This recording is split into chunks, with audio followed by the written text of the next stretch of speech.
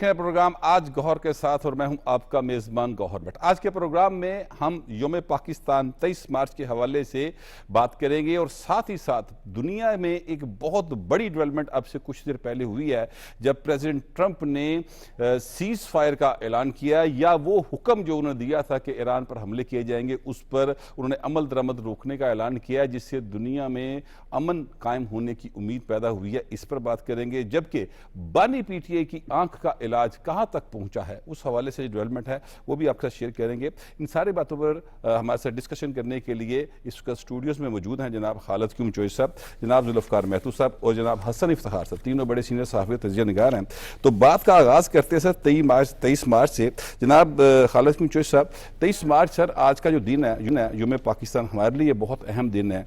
आज से 86 ईयर्स पहले लाहौर के मिंटो पार्क में हमारे बुजुर्गों ने एक ख्वाब देखा था और उस ख्वाब की तबीर फिर 7 साल बाद उन्होंने हासिल की और आज पाकिस्तान जो है वो दुनिया के नक्शे पर एक नाकाबिले तरदीद हकीकत के तौर पर मौजूद है। देखिए 23 मार्च जो है वो आज का जो दिन है, ये पाकिस्तान की तारीख का निहायत अहम दिन है और इस दिन पाकिस्तान के क़याम की सिमत का तयन किया गया था और पहली बार जो है वो मिंटो पार्क मनारे पाकिस्तान पर जो है वो ऑल इंडिया मुस्लिम लीग जो उस वक्त थी, उसका जो इजलास था उसमें बाकायदा तौर पर पाकिस्तान के क़याम का, अलग रियासत का मुतालबा जो है वो पेश किया गया और फिर इस मुतालबे की बड़े सगीर के अंदर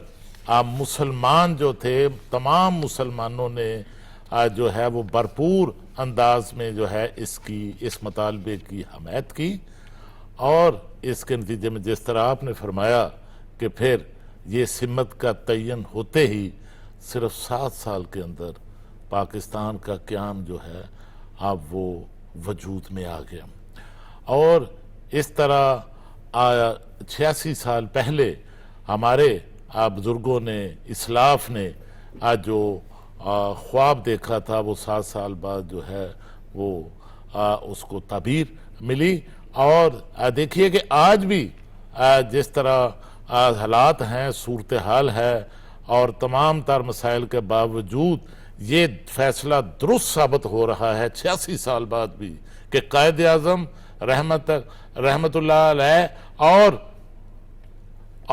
अल्लामा इकबाल के जो ख्वाब था, जो फैसला था, जो अलग रियासत के क़याम का जो इक़दाम था वो दुरुस्त था, क्योंकि उनके अंदर ये सोच मौजूद थी कि हिंदू जो है इस खित्ते के अंदर वो उसकी इंतहा पसंदी में कमी नहीं हो सकती, उसकी इंतहा पसंदी में इजाफा हो सकता है, बढ़ सकती है। और यही आज के दौर में देखे कि जो नरेंद्र मोदी जैसे हुक्मरान इंडिया के अंदर जो हैं वो बने हैं, शायद इन्हीं हुक्मरानों की वजह से जो है ऐसे हुक्मरान जो हैं उनका खतरा था कि वो भारत के अंदर आ सकते हैं और जहां इंतहा पसंदी को फरोग दे सकते हैं। तो मुसलमानों के लिए उन्होंने जमीन तंग करनी थी और वो सर अभी महतू साहब जो इंडिया के अंदर मुसलमान बसते हैं, दीगर जो अकलियतें बसती हैं, उन सब के लिए बहुत मसाइल पैदा किए हुए नरेंद्र मोदी गवर्नमेंट ने और वहाँ पर बहुत ज़्यादा लोग जो हैं उनके लिए मसाइल हैं। तो पाकिस्तान का क़याम का फैसला जो था वो हमारे बुजुर्गों का बड़ा एक अक्लमंदाना फैसला साबित हुआ। जी बिल्कुल गौहर भट्ट साहब, बिल्कुल सही फरमाया आपने। 1940 की करारदाद का अगर आप इसको देखें ना तो उसका जो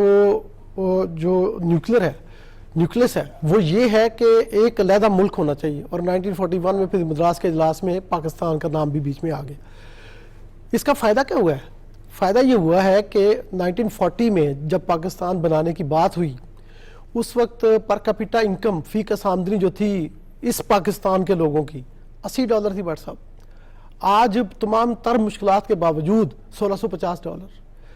ये कोई छोटी वो तब्दीली 2000% का फर्क है जी। और आप वहाँ के हिंदुस्तान के मुसलमानों को अगर आप हाल देखें तो उनकी मस्जिदों के ऊपर मंदिर तामीर हो रहे हैं, उनको जगह जगह पे जो है वो नरेंद्र मोदी की गवर्नमेंट जो है वो उनको सर गिरफ्तार नमाज नहीं कर रही है। पढ़ने दी जाती, नमाज वहाँ पढ़ने पर से रोक रही इबादत है। का मसला बन तो जाता है, वहाँ पाकिस्तान पर बनाने का देखिए तालीम नहीं मिलती उनको, इलाज नहीं मिलता। कुछ भी नहीं ना, देखिए फर्क नजर आ गया ना। वो जो पहले उस वक्त कहते थे कि जी हमारा फैसला सही है कि हम हिंदुस्तान में रह गए, आज वही वहां के लीडर तमाम ये चंद को छोड़ के वो सरेआम ये कहते हैं कि पाकिस्तान में चले जाते तो बेहतर था।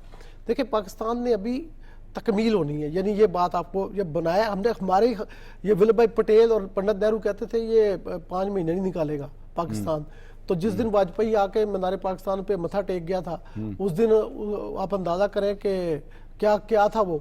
यानी मैं कह रहा हूँ कि पाकिस्तान की एग्जिस्टेंस जो है ये इंशाल्लाह क़यामत तक रहनी है, और इसकी बड़ी मजबूत बुनियाद है। 2 कौमी नज़रिया इस बात की दलील था कि जब आप मजहबी लेवल पे स्टेट्स को रखेंगे तो फिर ये इकट्ठे नहीं रह सकते। यानी ये किसी तरह से हो ही नहीं सकता कि नरेंद्र मोदी की हुकूमत का, भट्ट साहब उस वक्त तो नहीं पता था ना, उस वक्त तो बड़े लिबरल किस्म के लोग कहते थे अपने आप को। तो ये अब देखें अब उसके 80 साल बाद आ गए तो नरेंद्र मोदी सेकुलर इंडिया में से नरेंद्र मोदी जैसा शख्स जो है वो तीसरी बार वजीर आज़म बन गया। अब ये देखें ना, ये चीजें कायदे आजम को उस वक्त तो नहीं पता थी। उस वक्त की क़यादत को हमारे मौलवी फजल को तो नहीं पता थी, सरदार सिकंदर याद को तो नहीं पता थी, बेगम मोहम्मद अली जौहर को तो नहीं पता थी, जिन्होंने करारदाद का मतन ड्राफ्ट किया था। यार ये बात सामने नजर आ रही थी भट्ट साहब कि उनकी नीयत कुछ और है, और वो पाकिस्तान को जो है वो मुसलमानों को वो एक ऐसी अक़लियत बना के रखना चाहते हैं कि जिससे वो इंतकाम ले सकें उस दौर का 350 साल की हुकूमत का, जिसको वो कहते थे कि ये हमारे ऊपर कब्जा हुआ है। हालांकि मुसलमानों ने जो हुकूमत की है वो शानदार दौर है, और उसके बाद अब जो नरेंद्र मोदी हुकूमत कर रहा है उसकी आप मिसाल, उसको आप कंपैरिजन करके देख लेना। तो मैं समझता हूँ कि मुसलमानों को पाकिस्तान बना के बहुत फ़ायदा हुआ, और अभी पाकिस्तान ने जो इंडिया को जवाब दिया है, जिसको वो कहते हैं जिसकी एग्जिस्टेंस नहीं रह सकती, ये जो जून वाला जवाब है, मई 2025 वाला जवाब है, उसके बाद तो इंडिया को देखे, ट्रंप को छोड़े पूरी दुनिया ये कह रही है कि ये जो कहते थे कि हम 5 गुना ज्यादा बजट रखते हैं, यानी $100 अरब लगा के पाकिस्तान के छोटे से बजट के मुकाबला कर रहे हैं, और पाकिस्तान एक छोटा सा मुल्क है, जब मर्जी, यानी पहले दिन जब उन्होंने अटैक किया 3 जगहों पे पाकिस्तान में, तो उन्होंने कहा कि हमने तो टारगेट कर लिया, तो पाकिस्तान तो रेजिस्ट नहीं कर सका, उसको तो वो न्यूट्रलाइज नहीं कर सका हमारे मिसाइल्स को। लेकिन जब पाकिस्तान ने जवाब दिया तो उसके पास अब तक कोई जवाब नहीं। मैं समझता हूँ कि पाकिस्तान की जो फौज है, ये लोग मैं समझ तनकीद भी करते रहते हैं ऐसे ही, इनको ये पता नहीं है। ईरान को देखें, अगर मजबूत आर्मी होती ईरान के पास, अगर ईरान के पास एटम बम होता तो इसराइल जुर्रत तो करता, पाकिस्तान के खिलाफ ये क्यों नहीं जुर्रत करते। ये पाकिस्तान की मिलिट्री, पाकिस्तान की सियासी क़यादत, पाकिस्तान के अवाम की बहुत बड़ी कुर्बानी है इसके पीछे। इसके पीछे बड़ी कुर्बानी है। तो मैं समझता हूँ आज फख्र महसूस करें। आज ये जो कहते हैं ना कि जी हमारा ये हो गया, हमारा मेरी जिंदगी उस तरह हो गया, उस तरह हो गया, आप मेरी जिंदगी को रो रहे हैं। आप इस बात को देखें कि आपके ऊपर कोई आंख उठा के देखने वाला नहीं जी। मेरी जिंदगी की मैं अगर बात करूं हसन इफ्तिखार साहब, तो मेरी अभी जो कोई 1-2 हफ्ते पहले बात हुई, मुबश्शिर लुकमान से बड़े मशहूर आदमी हैं, वो लंदन से वापस आए थे, तो मैंने उनसे पूछा कि क्या हालात हैं, तो उसने कहा जिस तरह से इस वक्त हम सामने मोबाइल रख के एक कॉफ़ी शॉप पे बैठे हुए हैं, लंदन में इस तरह नहीं बैठा जा सकता। तो पाकिस्तान के अंदर जो मयार ज़िंदगी है, कम से कम लाहौर में, तो मैं आपसे गुजारिश करूं कि बहुत बेहतर है, वो जो क्राइम रेट है वो ना होने के बराबर लंदन से कम है। बिल्कुल, आप बिल्कुल ठीक कह रहे हैं। असल में बात यह है ना कि जिस तरह उन्होंने कहा कि पाकिस्तान बनने का सबसे बड़ा फायदा ये हुआ कि हम 3rd ग्रेड सिटीजन्स नहीं है। इंडिया के जो 20-25 करोड़ मुसलमान हैं वो 2nd ग्रेड भी नहीं है बेचारे, वो 3rd ग्रेड है। आपने खुद बताया मसाजिद में नमाज पढ़ने की इजाज़त नहीं है, और उसके अलावा जो सोशल बॉयकॉट्स उनके हैं, जो सोशल किसी जगह पे आधार कार्ड से लेकर तो आखिर तक हर जगह पर उनके लिए हुप्स बनाए गए हैं, जिनके तहत उनको यही किया जा रहा है कि डिसएनफ्रेंचाइज किया जाए, ताकत उनसे छीन ली जाए। आज हमारे पास का वो है, हम दुनिया के इस वक्त आज 23 मार्च 2026 को हम शायद अपनी पूरी हिस्ट्री जितनी पाकिस्तान की उसमें इंटरनेशनली शायद सबसे पावरफुल हैं। आज अभी आप अगला जब नया टॉपिक डिस्कस करेंगे वो ईरान वाला, तो उसके अंदर जब आप डिस्कशन करेंगे तो आपको पता चलेगा कि वहाँ पर भी पाकिस्तान का एक रोल है कि इंटरनेशनल लेवल की जंगें चल रही हैं, उसके अंदर भी सीज फायर कराने के अंदर जो एक नाम लिया जा रहा है इंटरनेशनल प्रेस में, वो करेंगे बात उस पर, वो पाकिस्तान, मैं सिर्फ ये बता रहा हूं ना कि पाकिस्तान का आज स्टैचर बहुत ऊपर जा चुका हुआ है। इंटरनेशनली लोग हमारी बात सुन रहे हैं, सऊदी अरब हमें अपने मसले डिस्कस करने के लिए बुला रहा है, ईरान बुलाता है, ये सारे मसाइल। अब ये सब कुछ इसीलिए हो रहा है कि पाकिस्तान अपने पैरों पे खड़ा है। और जिस तरह मेहतू साहब ने कहा कि हमने पिछले साल जो जंग जीती है उससे हमने वो फाइनल, वो जो एक कला फतह करना होता है वो हमने कर लिया है पिछले साल। अब उसके बाद हम ऑब्वियसली उसकी वजह से इंटरनेशनली अपने आप को पोर्ट्रे कर रहे हैं और सब कुछ कर रहे हैं। इसकी जो भारत के साथ है, अगर हम वहां पे मतलब मेरा नहीं ख्याल कि पिछले कुछ 30-35 सालों के अंदर भारत के अंदर से कोई भी कोई मुसलमान ऐसा कोई निकला हो जिसको कोई आप कह सकते हो कि भाई इसने देखें सिस्टम की बावजूद यह बंदा निकल के आ गया या इसने कामयाबी हासिल कर ली। एक्टिंग का शोबा छोड़ के भारत के अंदर मुसलमानों की सिविल सर्विस से लेकर आखिर तक कोई जगह नहीं है कहीं पर भी, जबकि पाकिस्तान के अंदर आप देख सकते हैं कि मतलब हम लोग एक तमाम लोगों को बराबर मौके मिल रहे हैं, सिर्फ मुसलमानों के लिए नहीं, हमारे मुल्क के अंदर तो दूसरी जो है उनको भी दिए जाते हैं। तो ये फ़र्क है, देखने वाली चीज़ है। आपने कहा लाहौर के अंदर देखा, जो लाहौर में तो सर पाकिस्तान का फिर आइडिया भी आया था ना, तो फिर ऑब्वियसली लाहौर ने उस आइडिया को आगे दिखाना भी तो है कि वो जो ओरिजिनल आइडिया था उसकी इंप्लीमेंटेशन कैसे हो सकती है। बहुत बिल्कुल ठीक है, आपने बात की। अच्छा जी, अब ये मैं आता हूँ उस बात की तरफ खालिद मुझे साहब, आप जानते हैं कि एक बहुत बड़ी डेवलपमेंट हुई है और जो प्रेसिडेंट ट्रंप उन्होंने अब से कोई तकरीबन 36 घंटे पहले इस बात का ऐलान किया था कि आबनाए हुर्मुज़ जो है उसको खोल दिया जाए। अगर वो नहीं खोलेंगे तो फिर मैं उस जगहों पे जो पावर प्लांट्स हैं ईरान के उन पे हमला करूंगा। और अगर ऐसा हमला होता तो सर यकीनी तौर पे बहुत बड़ी तबाही होती। लेकिन अब उन्होंने कहा कि हमारे 2 रोज़ से बड़े अच्छे मुज़ाकरात हुए हैं ईरान के साथ, और इस वक्त मैंने ये हुक्म सादर किया है कि 5 रोज़ के लिए बिजली घरों पर हमले जो हैं उनको रोक दिया जाए। तो क्या ये मैं समझूं कि वाकई ये सिर्फ बिजली घरों पर हमले रुके हैं या ओवरऑल अमन की तरफ बात बढ़ गई है? देखिए भट्ट साहब, ये एक बैन अल-अक़वामी मंजरनामे पर एक बहुत बड़ी एक पेशरफ्त है और इसके जो मनफी इस जंग के असरात जो हैं वो पूरी दुनिया पर जिस तरह पड़ रहे थे, तो ये जो फैसला है, ये जो ऐलान है अमेरिकी सदर डोनाल्ड ट्रंप की तरफ से, ये देखिए कि ये जुज़वी तौर पर हो या मुकम्मल तौर पर हो। अगर जुज़वी तौर पर भी है तो देखिए कि अभी फौरी तौर पर इस ट्वीट के बाद जो इंटरनेशनल ऑयल प्राइसेस हैं उनमें जी साहब, यहीं से गुफ्तगू का आगाज करेंगे दोबारा, लेकिन फिलहाल ब्रेक का कहा जा रहा है, टेक अ ब्रेक। 23 मार्च यौम पाकिस्तान, पाकिस्तान की बुनियादों से अहदे वफा का दिन, मुसलमानों की क़यादत की लाजवाल जिदोजहद को जानने का दर्ज, तामीर पाकिस्तान के लिए इत्तेहाद और एहसास का पैगाम, 2 कौमी नजरिए की मुखालिफ कुव्वतों के अज़ाए नाकाम बनाने का अज़्म।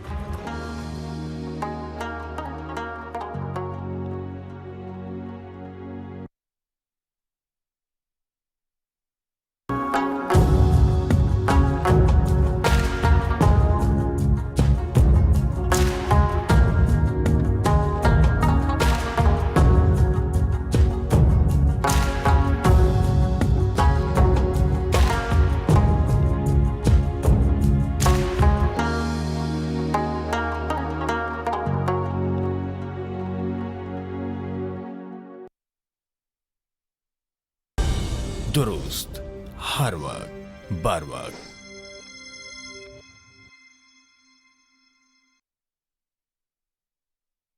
अल्लाहु अकबर, अल्लाहु अकबर, अल्लाहु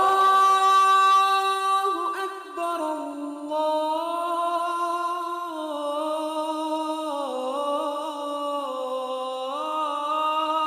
अल्लाहु अकबर।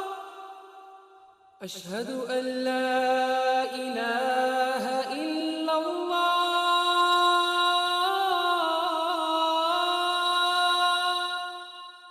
अशहदु अल्ला इलाहा इल्लल्लाह, अशहदु अन्न मुहम्मदर रसूलुल्लाह,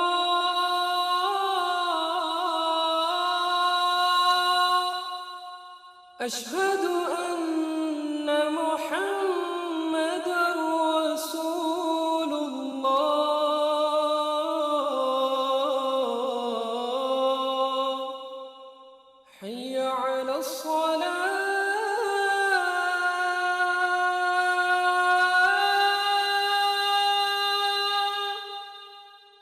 हय्य अलस्सलाह,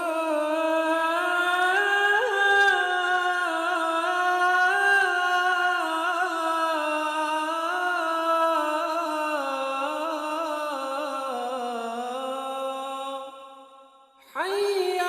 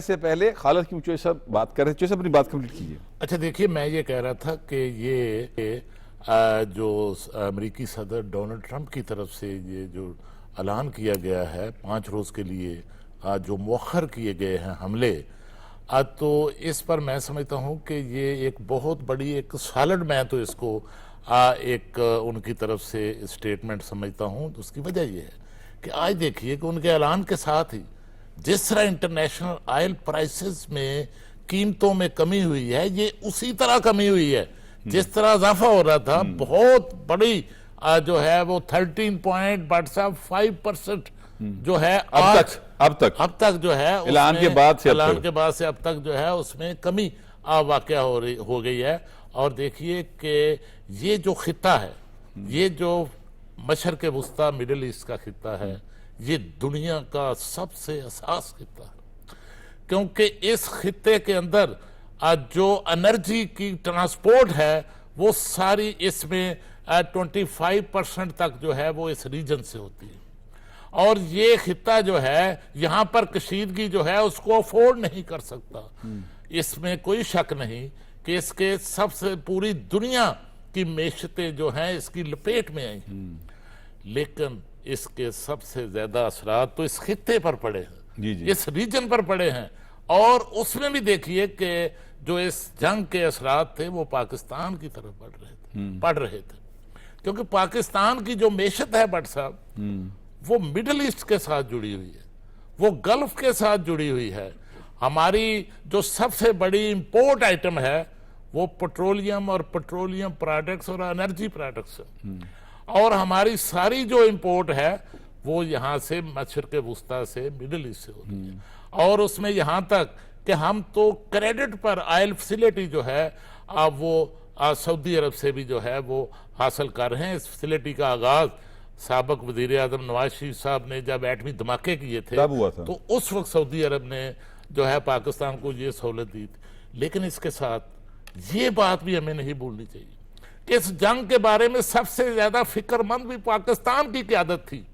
पाकिस्तान के वजीर आजम फिक्रमंद थे और पाकिस्तान के चीफ ऑफ डिफेंस जो हैं फोर्सेस जो हैं आर्मी चीफ, अब वो जो हैं फिक्रमंद थे। और आपने देखा कि जिस तरह पाक भारत जंग में जो जिल्लत में शिकस्त हुई इंडिया को, उसमें जिस तरह ना सिर्फ भारत को जो है वो इस दफाई महाज पर शिकस्त हुई, बल्कि बैनुल अक़वामी सतह पर सफारती महाज पर भी हमारे वजीर आजम और हमारे चीफ ऑफ डिफेंस फोर्सेज ने सफारतकारी में भी शिकस्त दी। हर लिहाज से इस जंग के सिलसिले में भी पाकिस्तान के वजीर आजम शहबाज शरीफ साहब जो हैं वो दिन रात जो है इस जंग को रुकवाने के लिए कोशिश कर रहे थे। आज भी उन्होंने ईरान के प्रेसिडेंट से बात की है। आज भी वही कि भट्ट साहब ईद के रोज भी दुनिया के मुख्तलिफ ममालिक के सरबराहान से, खास तौर पर जो इस्लामी ममालिक के सरबराहान हैं उनके साथ जो है वज़ीर आज़म की बातचीत होती रही। बिल्कुल ठीक बात है। मैं तो सब ये फरमाइएगा कि ये अभी जो मेरे पास स्टेटमेंट है इस वक्त उनकी प्रेसिडेंट ट्रंप की, वो ये कह रहे हैं कि जनाब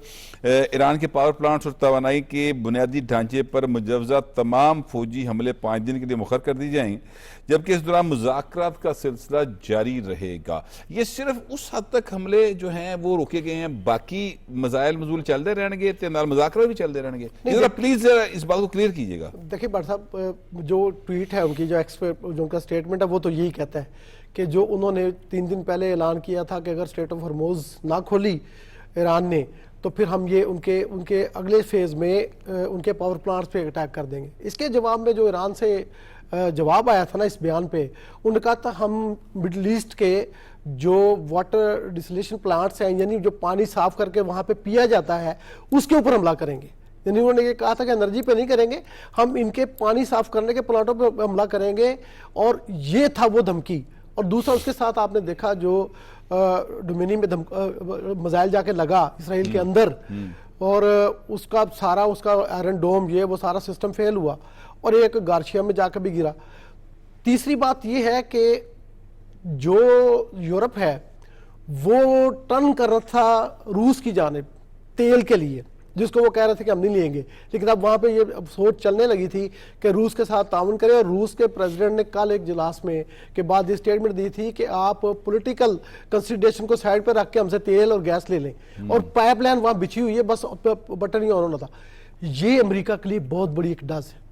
ये अमेरिका के लिए बहुत बड़ा एक ऐसा चैलेंज था। एक तो ये, उसके बाद फिर दूसरी चैलेंज ये थी कि अमेरिका के अंदर नहीं, देखिए वो तो बात ठीक है जो आप कह रहे हैं, मगर मैं आपसे गुजारिश करूं कि ये जो अमन की ख्वाहिश है ना, ये तो महतू साहब सबकी है, ये अमन हो जाए, ये तो सबकी ख्वाहिश है। और देखिए ख्वाहिश तो थी, लेकिन जंग लगी ना। नहीं, मैं ये कह रहा हूं कि जो मुज़ाकरात चलते रहेंगे साथ साथ, तो ये जो हमले हैं ये सिर्फ उस हद तक रुके कि जनाब आपने पावर प्लांट्स पे हमले नहीं करने, बाकी नहीं। लेकिन ये आप ओवरऑल देखिए ना, बाकी तो वो 7,500 अटैक करके देख चुके हैं ना। अच्छा, ये नेक्स्ट फेज था ना। हाँ। तो इस नेक्स्ट फेज को रोकने का मतलब ये है कि ऑलमोस्ट जंग बंदी है। अच्छा, एक बात और, अच्छा ये मैं इसमें थोड़ा सा ऐड करना चाहता हूं। मुझे ये बताइएगा कि ये जो पाकिस्तान की सफारतकारी का हालांकि ऊंचे साहब ने जिक्र किया था, ये बताइए पाकिस्तान की सफारतकारी का इसमें कितना रोल है? बहुत रोल है। मैं बताता हूँ आपको इस तरह से कि हमारा सऊदी अरेबिया के साथ जो डिफेंस पैक्ट है, ये ईरान को पता है, सबको पता है। और हम सिर्फ ये कह रहे थे कि आप सऊदी अरेबिया की आप इंटरनल फैसिलिटीज के ऊपर ना आए, बल्कि सऊदी अरेबिया को आप एग्जेम्प्ट रखें। इस वजह से ईरान को भी इस बात का पता था कि पाकिस्तान आगे जाकर रोल प्ले करेगा। पाकिस्तान और टर्की ने इसमें बहुत अच्छा रोल प्ले किया है। ये भी आपको खबरें बाद में आना शुरू होंगी। और रशियन फेडरेशन का बहुत बड़ा रोल है इसके अंदर। कल जो है वो बासर आक्ची मिले जाके प्यूटन से, और प्यूटन ने उसको कहा था कि ये अब हम इसके डायरेक्टली इसके जिम्मेदार हैं, हमारा अलायंस। जी, उन्होंने बहुत बड़ा ऐलान अच्छा, किया ये था। सारी चीजें देखिए, ये एक ताकतवर आदमी है ना इसराइल। देखिए जो गलत काम किया है वो इसराइल ने किया। जो यूनाइटेड नेशन का चार्टर है आर्टिकल उसकी खिलाफवर्जी की, उसकी खिलाफवर्जी, और फिर ये सेल्फ डिफेंस जो उन्होंने यूज किया था ना आर्टिकल 51 चार्टर का, वो है नहीं। तो मैं समझता हूं कि प्रेसिडेंट ट्रंप यूज हुए इसराइल के नेतन्याहू के हाथ से। अच्छा, मैं ये आपसे गुजारिश करूं, इस वक्त मैं चाहता हूं कि जरा हसन इफ्तार साहब को इसमें शामिल किया जाए। हसन इफ्तार साहब, ये बताइएगा कि आपके ख्याल में अब कोई अमन जो है वो आपको कायम होता दिखाई दे रहा है मुस्तकबिल में? शॉर्ट टर्म में तो गौर साहब होगा। और आप ये देखेंगे यूजुअली ट्रंप साहब इस तरह के जब ऐलानात करते हैं, आप सब ऑयल प्राइसेस की बात करें, तो वो एक्चुअली सारा कुछ टाइम करके करते हैं। जब अमेरिका में एनर्जी मार्केट्स ओपन होने लगती हैं तो उससे पहले वो ये गुफ्तगू कर देते हैं। ये पहली दफा नहीं है, पिछले हफ्ते भी उन्होंने यही हरकत की थी, इसी किस्म की बात की थी, और उससे मार्केट का ऑयल फर्क पड़ा था। इस वक्त बात यह है कि ट्रंप साहब कह रहे हैं कि मुज़ाकरात हुए, ईरानियन गवर्नमेंट ऑफिशियली कह रही है कि मुज़ाकरात नहीं हुए। वहां पे रोल है टर्की और पाकिस्तान का, हम पैगाम रसानी कर रहे हैं दोनों साइड्स की। वहां से पैगाम लेके वहां जाते हैं, उनसे बात करते हैं और फिर उनको जाते हैं। बेसिकली दोनों साइड्स के पास ये कवर है कि हम आपस में बात नहीं कर रहे। तो पाकिस्तान का वो एक बहुत बड़ा इंपॉर्टेंट रोल है। आपने पूछा था सवाल कि क्या जंग बंदी हो जाएगी या सिर्फ उन ऑयल को नहीं किया जाएगा। असल में वो ऑयल जो या एनर्जी को निशाना बनाना था, वो एस्केलेशन लैडर थी ना।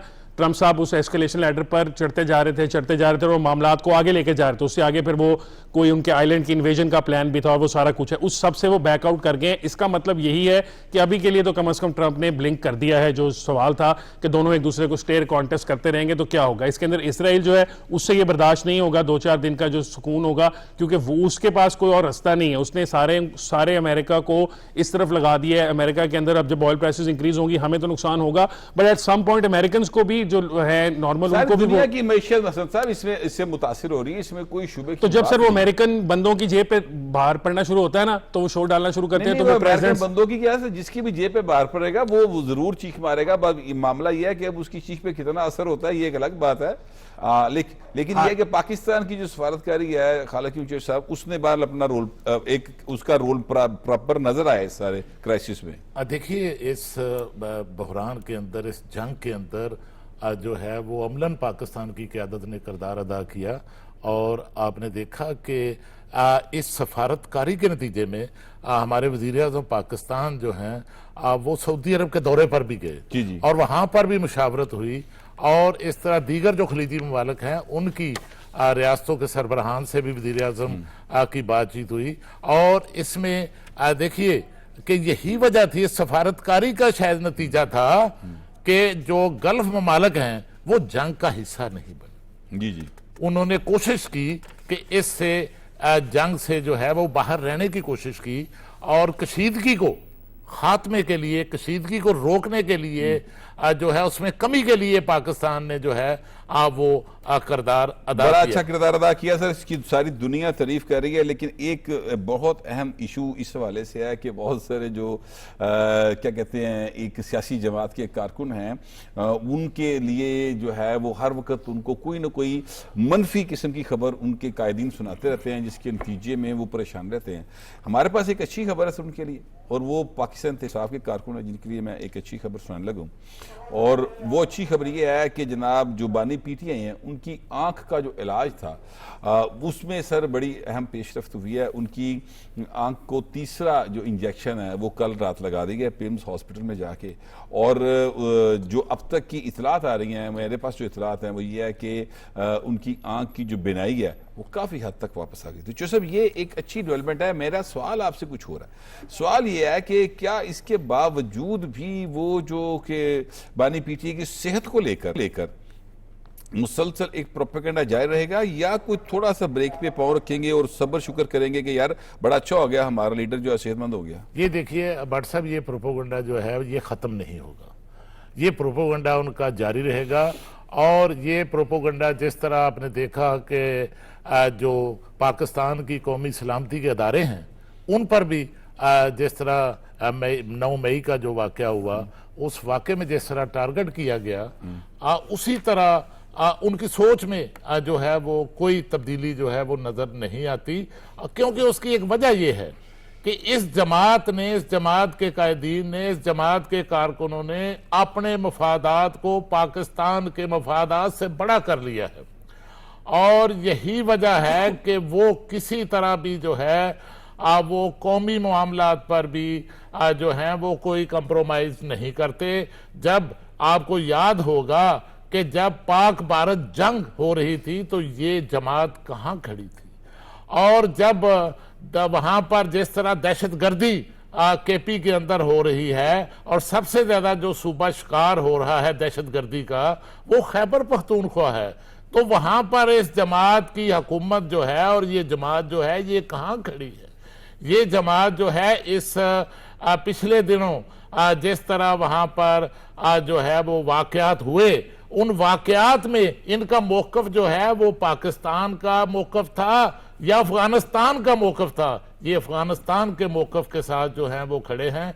ये किसी सूरत अपनी सोच को बदलने के लिए तैयार नहीं है, और यही वजह है कि ये आज, इसमें भी कोई शक नहीं कि इस पार्टी के अंदर कुछ सोच महदूद सतह पर ऐसी भी है, वो चाहते हैं कि तसादम की जो पॉलिसी है उसको रोका जाए। और इसका आधार आप देख रहे हैं कि पिछले चंद रोज से एक बार फिर जो है वो कोट लखपत जेल की जो लीडरशिप है पीटीआई की, उनकी और अडयाला जेल की जो लीडरशिप है उनमें एक वाज़े फर्क और इख्तलाफ जो है वो खुलकर जो है वो सामने आ चुका है। क्योंकि सारे मामलात की राह में जो रुकावट है वो अडयाला जेल की लीडरशिप है, और अडयाला जेल के अंदर जो लीडरशिप है, जो बानी पीटीआई हैं, उनकी सोच पर जो गालिब है, वहां पर उनकी जो अहलिया मोहतरमा है बुशरा बीबी, वो उनकी सोच पर जो है वो गालिब है। और जेल से बाहर जो इस महाजराई को खत्म होने की राह में और इस सोच को आगे बढ़ाने में सरगर्म अमल है, वो बानी पीटीआई की जो हमशीरा हैं अलीमा बीबी वो हैं। और ये 2 खवातीन जो हैं, इनके आगे पूरी पार्टी और पूरी पार्टी लीडरशिप बेबस होती है। जी, बेबस दिखाई देती है। अच्छा, ये महतू साहब, मैं आपसे ये पूछना चाहता हूं कि जब खुदा ना खास्ता अगर कोई आपका प्यारा या मेरा प्यारा किसी मुश्किल में पता चले कि वो मुश्किल में है तो इंसान परेशान होता है। लेकिन जब आपको ये इत्तला मिले कि उसकी मुश्किल हल हो गई है, वो बीमार था, उसको अल्लाह ने सेहत दे दी, उसका इलाज बड़ा ठीक हो गया, तो आपको एक साय ऑफ रिलीफ आता है। आप कहते हैं कि यार बड़ा अच्छा हो गया, चलें शुक्र अल्लाह का, भाई उसकी सेहत ठीक हो गई है। आप खुशी में जो है कोई चीज़ बांटते हैं, आपने जो मन्नत मानी होती है उसको पूरा करते हैं। सर, यहाँ पर इनको अच्छी खबर सुनाएं कि जी आपके लीडर जो हैं उनकी आंख बेहतरी की तरफ जा रही है। सर, ये उस बात पर उल्टा जो है वो, यानी जो ये अच्छी खबर सुनाता है उसके खिलाफ वो एक पूरा महाज बना लेते हैं। ये क्या रवैया, मुझे जरा प्लीज ये थोड़ा सा रवैया समझाइए। पर साहब, अगर आप ग्राउंड रियलिटीज देखें ना हरीपुर के इलेक्शन के रिजल्ट्स के बाद, तो मुझे लगता है कि ये सारा इररिलेवेंट हो गए हैं। इमरान खान पब्लिक के अंदर, पाकिस्तान के अवाम के अंदर, वोटर्स के अंदर इररेलेवेंट है।